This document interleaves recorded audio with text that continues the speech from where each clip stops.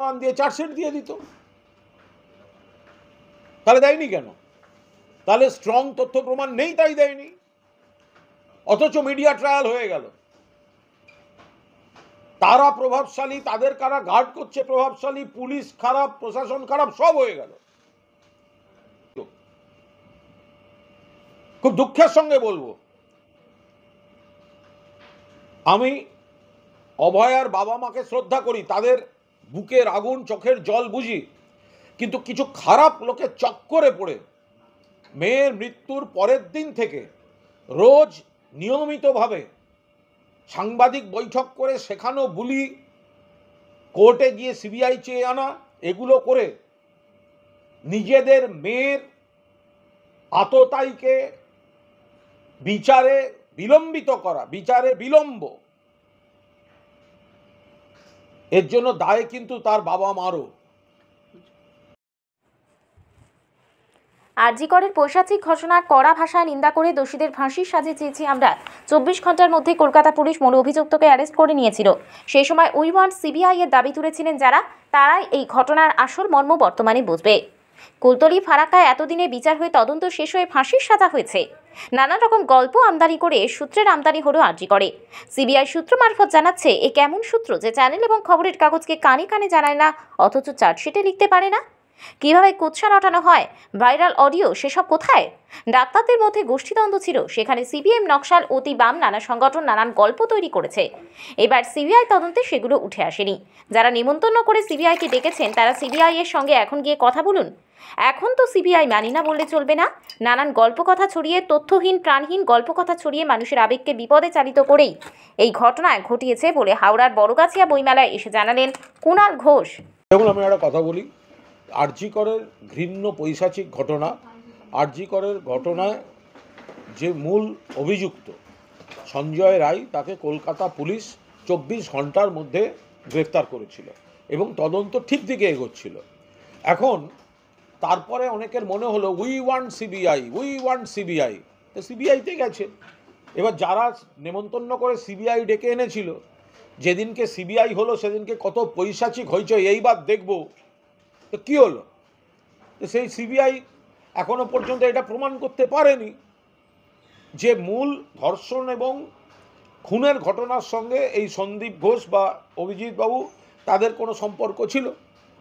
এখন ডাক্তারদের নিজেদের মধ্যে একটা গোষ্ঠী লড়াই, ডাক্তারদের নিজেদের মধ্যে গোষ্ঠী লড়াই আর সরকার বিরোধী কিছু লোকের লাফালাফি, তারা মিলে কুৎসা, ভিত্তিহীন গল্প, রগরগে গল্প, ভুয়ো অডিও, এগুলো ছড়িয়ে লোকের মধ্যে একটা ধারণা করে তৈরি করে দিয়েছিল। আর রোজ সব বিভিন্ন খবর আমরা দেখতাম, সূত্র মারফত জানা গেল এই হয়েছে। আরে ভাই, কিসের সূত্র? যে সূত্র কানে কানে খবর খাওয়ায় আর সেই সূত্র চার্জশিটে লিখতে পারে না, ও আবার কিসের সূত্র? সোর্সেস সেড, সূত্র জানিয়েছে অমুক এই করেছে, সূত্র জানিয়েছে অমুক ওই করেছে। কেমন সূত্র যে বাজারে খবর খাওয়ায়, চার্জশিটে লেখে না? তো সুতরাং সিবিআই চার্জশিট দিতে পারেনি। সিবিআই ধর্ষণ এবং খুনের সঙ্গে আজকে যাদের জামিন হয়েছে তাদের যোগাযোগটা এস্টাবলিশ করতে পারেনি। ফলে যারা গল্প খাইয়েছেন তাদের ইচ্ছা মতো, তারা যাদের শত্রু মনে করছেন, তাদের যাদের ঠিক করে দিতে হবে, তাদের নামে দিতে হবে, এটা তো আইনে চলবে না। আমি দুদিন আগে দেখছিলাম এক জুনিয়র ডাক্তার বড় বড় কথা বলছিলেন ময়না তদন্ত নিয়ে। আরে ভাই, ময়না তদন্তে তো জুনিয়র ডাক্তারদের 5 জন সই করেছে, ময়না তদন্তে তো ওই বিপ্লবীদের 5 জন সই করেছে এবং বলেছে এখানে কোনো সমস্যা ছিল না। সেদিনকের ওই দেওয়াল ভাঙায় জুনিয়র ডাক্তারদের সই আছে, সেগুলো এই জুনিয়র ডাক্তাররা চেপে গেছিল। বিচিত্রবীর্য গোস্বামী বলে যে চতুষ্পদ, সে 150 গ্রাম সিমেনের গল্প ছেড়েছিল, অবৈজ্ঞানিক। যারা পোস্টমর্টেমে ছিল এই বিপ্লবী জুনিয়র ডাক্তাররা, তারা তো সই করে বলেছে সব ঠিকঠাক ছিল। সুপ্রিম কোর্ট কেস মনিটর করেছেন, সবার লয়ার সেখানে ছিল। গতকাল একবার একটা লয়ার বদলে গেল, বিকাশবাবু বদলে গেলেন। গতকাল দেখলাম বৃন্দা গ্রোভার ছেড়ে গেছেন এবং বৃন্দা গ্রোভারের ছেড়ে যাওয়াটা অত্যন্ত তাৎপর্যপূর্ণ। বৃন্দা গ্রোভার সেখানে পরিষ্কার তার তরফ থেকে বলা হয়েছে, আমরা সাক্ষ্য এবং আইনের উপর দাঁড়িয়ে পরিষেবা দেওয়ার চেষ্টা করি। অর্থাৎ ওনারা নিজেরাও বুঝতে পেরেছেন যে যেগুলো বাইরে থেকে চাপ দিয়ে রাজনীতি করা হচ্ছে এর মধ্যে তারা নিজেদের গুডউইল জড়াতে চাননি, মানুষকে উত্তেজিত করা হয়েছে, ভুয়ো অডিও ছেড়ে মানুষের আবেগকে নিয়ে ছেলে খেলা করা হয়েছে, সরকার বিরোধী কাজ করা হয়েছে।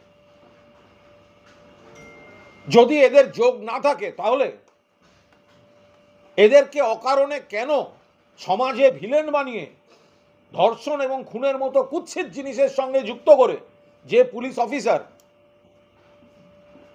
তাকে সামাজিকভাবে পেশাগতভাবে যদি তার বিরুদ্ধে কোনো তথ্য প্রমাণ না থাকে 10 চক্রে ভগবানভূত করা হলো।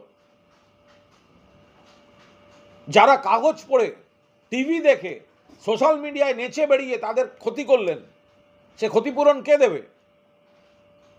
জামিন মানেই নির্দোষতা নয়, কিন্তু বড় সড়ো কোনো যদি তথ্য প্রমাণ থাকতো তাহলে তো সিবিআই এতদিনে চার্জশিটটা দিয়ে দিত। খুব দুঃখের সঙ্গে বলবো, আমি অভয়ার বাবা মাকে শ্রদ্ধা করি, তাদের বুকের আগুন চোখের জল বুঝি, কিন্তু কিছু খারাপ লোকের চক্করে পড়ে মেয়ের মৃত্যুর পরের দিন থেকে রোজ নিয়মিতভাবে সাংবাদিক বৈঠক করে শেখানো বুলি, কোর্টে গিয়ে সিবিআই চেয়ে আনা, এগুলো করে নিজেদের মেয়ের আততায়ীকে বিচারে বিলম্বিত করা, বিচারে বিলম্ব, এর জন্য দায় কিন্তু তার বাবা মারও।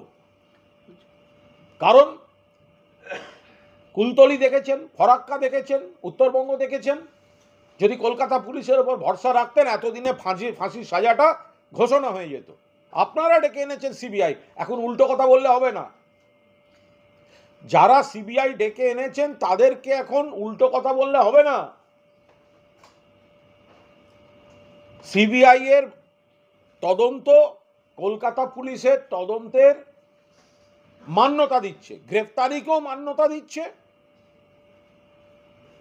যদি কোনো এদের ধর্ষণ খুনে জড়িত থাকতো, আমি দুর্নীতি মামলার প্রসঙ্গে যাচ্ছি না,